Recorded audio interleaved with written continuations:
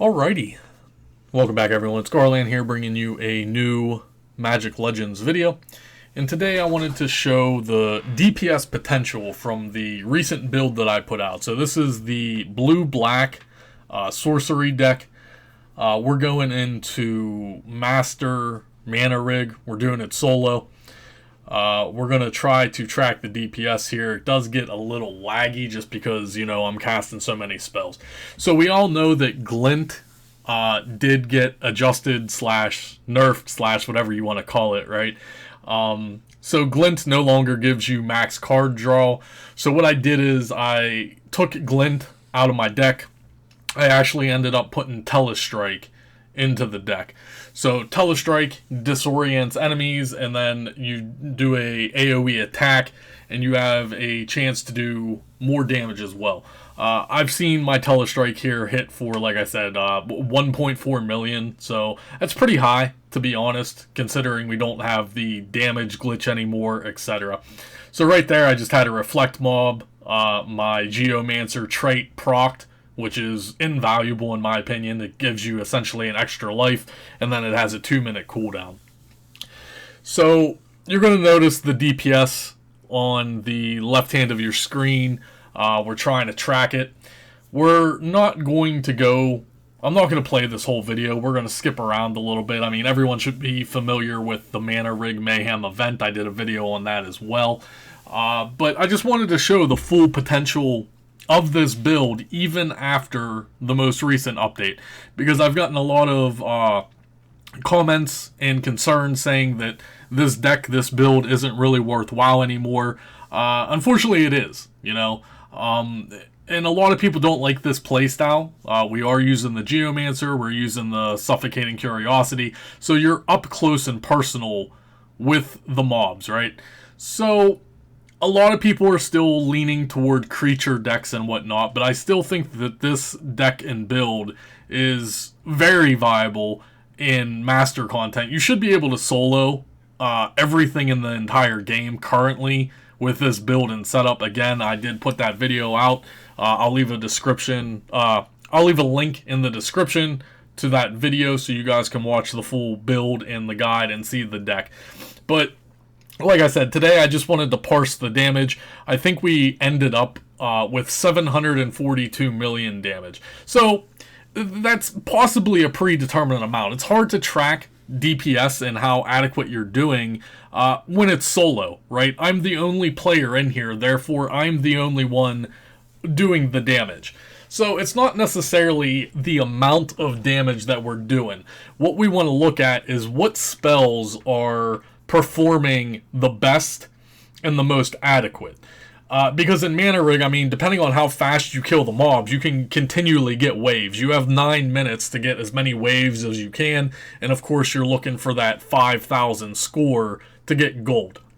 So the 742 million damage isn't as relative as the performance of the deck. So this video is basically highlighting and showcasing the potential. So imagine if you were in group play, this was, you know, a team of 3 and you were in here, and you would be slaughtering everything, and hopefully your 2 friends that are with you would be slaughtering everything as well, depending on their deck, their setup, etc., and what build they're using. But this deck, the build, it's very viable. In my opinion, it's probably in the top 3 in the game right now. The blue-black combo sorcery is, in my opinion, again, probably the top 3. Right now, as we sit, there's probably about 10 viable builds that are end game and are slowly becoming the meta, right? You're gonna, if you're running with experienced players and people that know what they're doing in this game has only been out for, you know, 4 weeks. But if you're playing with experienced players, chances are they're running one of the 10 meta decks, in my opinion. And then, of course, you have a bunch of people just playing the game and randomly using, you know, whatever they have access to or whatever spells they have access to and cards that they have. So, I wanted to highlight this and prove that even after the Glint adjustment, I can still spam most of my skills, or my spells, my cards, right? I can still spam all of it. It's just not as fast as it was with the exploit, right? I mean, it was a bug. It got fixed. So therefore, we were exploiting a bug. And that is now fixed, and now you can no longer do that. Spellstorm also got an adjustment, so it's not as good as it previously was. However, it still works well. Everything works well with this deck. It all synergizes very well, and the numbers speak for themselves. So let's go ahead. We'll skip a little ahead here, get toward the end. We'll try to get to the boss fight here. There's about 30 seconds left. We'll get to the boss fight, and then we'll look at the overall numbers, and then we're going to talk about the overall numbers. And like I said, how this synergizes and the validity of this deck and build. So I have like 15 seconds. I think I get one more wave here, which actually helps me to get gold. I had a lot of reflect mobs during this run, so that slowed me down tremendously. Usually when I'm doing master solo mana rig, I usually get about 5,500 to 6,000 on the score range by myself. This run, unfortunately, I was recording. I wasn't going to do it again. I wasn't, I'm not going to stroke my ego or anything. It doesn't matter the score as long as you get gold. But this run in particular was actually a little slow because I had multiple reflect mobs.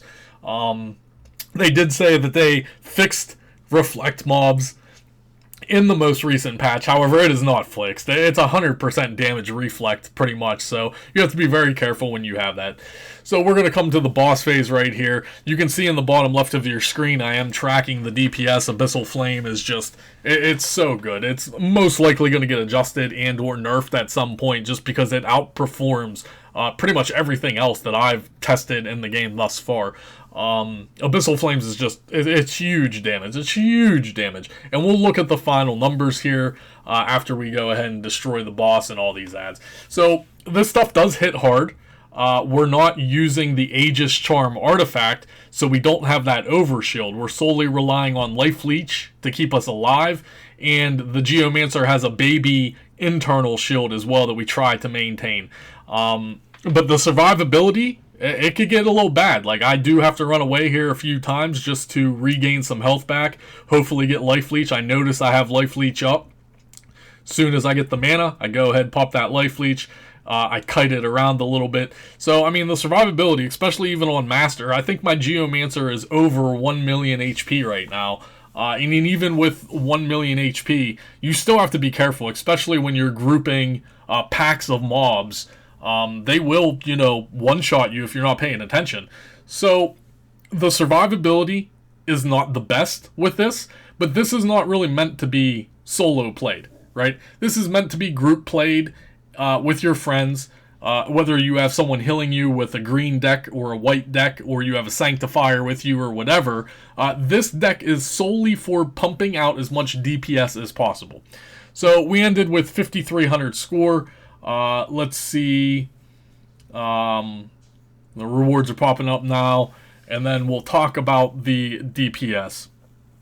So yeah, 5,300 score. We did get gold, even though this was a bad run, in my opinion. And then we'll go ahead and bring up the raw numbers. So again, you can see Abyssal Flames, for instance. Abyssal Flames alone was 161 million. And second on the list is Ignite, coming in at 103 million. Now, I'm not exactly 100% sure what Ignite is, but I think it's the proccing effect off of Abyssal Flames. So you can basically say that Abyssal Flames was, over 250 million damage just by itself. So the next thing on the DPS list is this artifact. This is the Suffocating Curiosity artifact. And that's coming in at 78 million. And that's just how you play. You can get this higher or lower as long as you're paying attention and running into the mobs and you're getting it to proc. So the top damage, Abyssal Flame, assuming Ignite is the critical effect on Abyssal Flame. And nothing even compares to Abyssal Flame. This is why I think Abyssal Flame might get adjusted / nerfed a little bit, because it's just overperforming everything else right now in the entire game, which I'm enjoying. I don't want to see it get adjusted and or nerfed. I think the other spells in the game should be increased, if anything, as far as damage. So keep in mind that all of these spells are rank 7. I'll go over the deck here at the end as well. But then you can look at the other numbers here. Actually, here, let's play this through, because I think I actually bring up the whole DPS meter. I think I drag this over here just to make sure. But, I mean, you can see the numbers here, you know. Magma Fist, Volcanic Fury, those are Geomancer's skills. So, yeah, so I do drop over here. So let's go ahead and pause this right here. So, 742 million damage total. My DPS was 1.1 million. I healed myself with Life Leech, 14 million. So that's nothing to overlook. I self-healed myself with Life Steal and Life Leech for 14 million HP. Keep in mind, my Geomancer only has 1 million HP. So that's huge that I self-healed, sustained, and maintained survivability just with one card, and that's Leech Outbreak. I took 12 million damage. So I'm a Geomancer, you know, I'm in there, I'm solo, everything's hitting me, obviously. So I took 12.6 million damage. I did 6,400 hits, 0 deaths. So let's go ahead and play this out. And then we'll look at the damage here. Again, Abyssal Flames is just huge. It's huge. So if we look at this, let's pause it here. Abyssal Flame and Ignite. I'm assuming Ignite is the critical effect of Abyssal Flame. So your Abyssal Flame's over 250 million damage just by itself. The Suffocating Curiosity, 78 million, and then it just goes down, right? Tidal Wave was impressively 58 million. Phantasmagoria, 54. Desecrate, 53. Telestrike, I thought would be a little higher, coming 51 million. Tornado, 33 million. Icicle, 31 million. Magma Fist, Volcanic Fury, both Geomancer's abilities, 29 and 21. Infest at 17, and then Leech Outbreak, again, only 15 million damage with Leech Outbreak, but we're not looking for damage. This is where our survivability comes in at. So, thoughts on this and overall opinion is that it's hard to track DPS because, you know, Abyssal Flames, I could just be casting that the most, right? You have to, you have to remember with Magic Legends, you have 12 spells at your disposal. Who's to say that you don't keep drawing Abyssal Flames over Telestrike? Or who's to say I didn't draw and cast Telestrike more than, you know, Icicle or whatever? So it's hard to get a good justification and legitimate numbers on these, but we can clearly see that Abyssal Flame just crushes everything else. And the artifact, I mean, the numbers don't lie, guys. The artifact is huge. If you are not using Suffocating Curiosity in this build, you need to buy it. You need to either get it out of the Imperium store or you need to try to buy it off the broker. But you're just missing out on huge damage. So again, with the other spells, the cards, Tidal Wave, Phantasmagoria, Desecrate, etc., they're all in the ballpark, so it's just a matter of, well, how many times did I pull that and draw that card and actually cast that card, right? So all this damage looks good. Everything looks good, in my opinion. Again, this deck is very viable, even after the glint changes. You can still pretty much spam your abilities for the most part.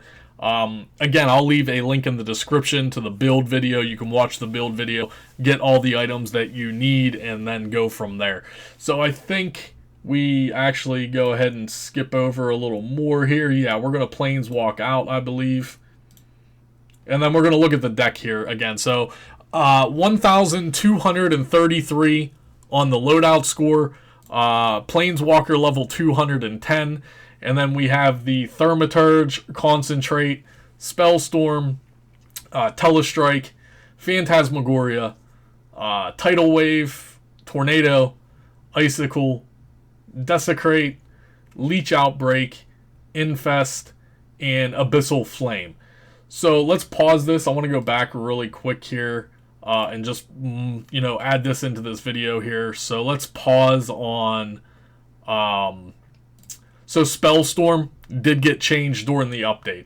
So it used to get spell counters, and your spells would cost 3 colorless mana less, and that helped with this overall build because a lot of these spells don't cost a lot, and when you have a 3 colorless mana reduction, that's huge.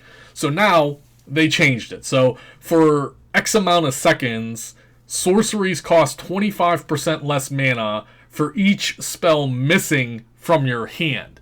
So if you could play this right, if you have this enchantment up, and let's say you only have 1 card at your disposal and you're missing 3 cards, well, that card at your disposal is going to be 75% less mana.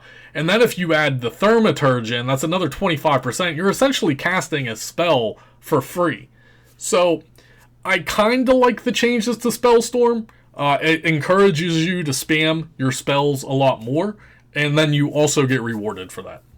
So again, that is the DPS parsing meter build for this. I just wanted to showcase it, explain it a little. If you like this, then go for this. If you want to build a different deck, a different build, then there are several out there that you can go for. It all comes down to your personal playstyle.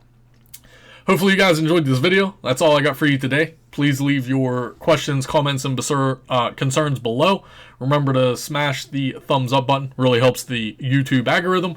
And yeah, that's all I got for you. I'll see you guys real soon.